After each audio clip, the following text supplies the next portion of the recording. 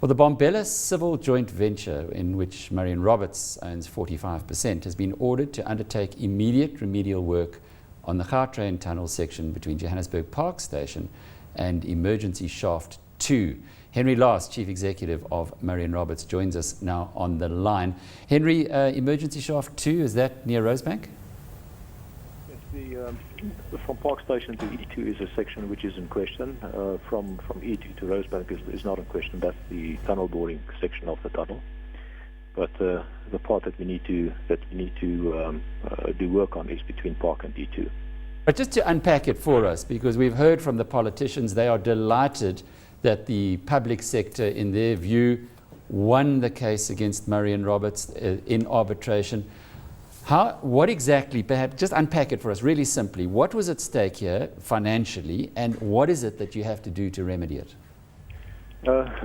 This has been a very complex arbitration process, and it is about the interpretation of the specification relating to the amount of water that is allowed to drain into the tunnel over a specified period of time.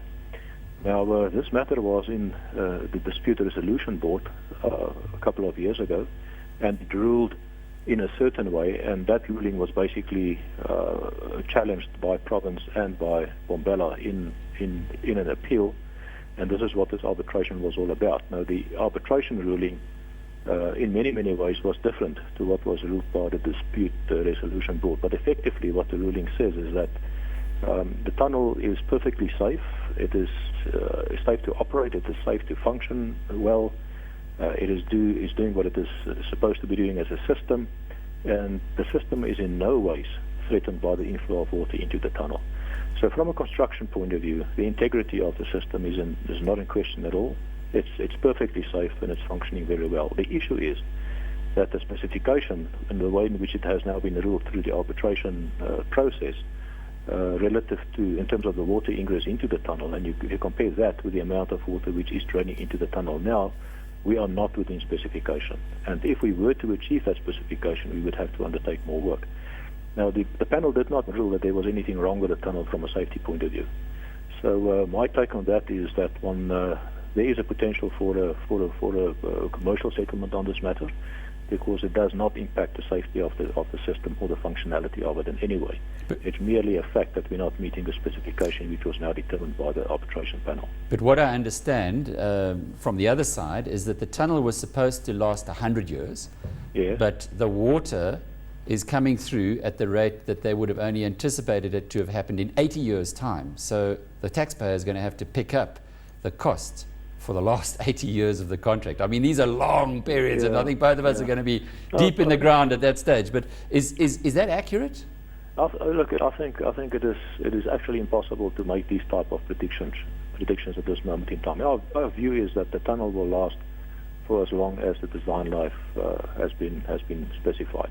If there is any impact as a consequence of the water ingress, it is merely what the impact would be in terms of running additional pumps and pumping the water out of this tunnel, the excess water in excess of specification. So I don't think it is reducing the durable or the useful life of the tunnel in any way.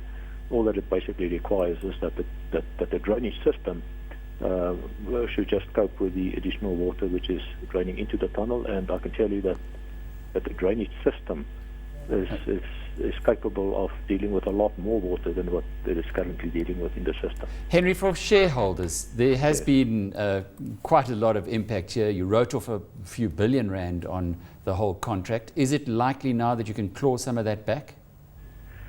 Look, where it is now, this ruling does not give Marion Roberts or the Bombela group of companies an opportunity for clawback. Because if there is more work to be undertaken, it will come at our cost, and we need to bear the risk of that additional cost. But you need to see it in the context of all the commercial matters which are in dispute between province and Bombela. We still do have the large delay and disruption claim between the parties, and that is a claim that if it's ruled in Bombela's favor, it would have a cost implication for province, whereas this water ingress matter has a cost implication on Bombela. But yes, if more work is to be done, it will come at a cost, and it will impact it will impact our financial results come the day that we need to account for that cost. So the But fact, I'm still hopeful that there is scope for a commercial settlement, because the tunnel, according to our interpretation and our experts, is perfectly fine as it is. Henry Loss is the Chief Executive of Marion Roberts. Clearly the fat lady has not sung in that instance.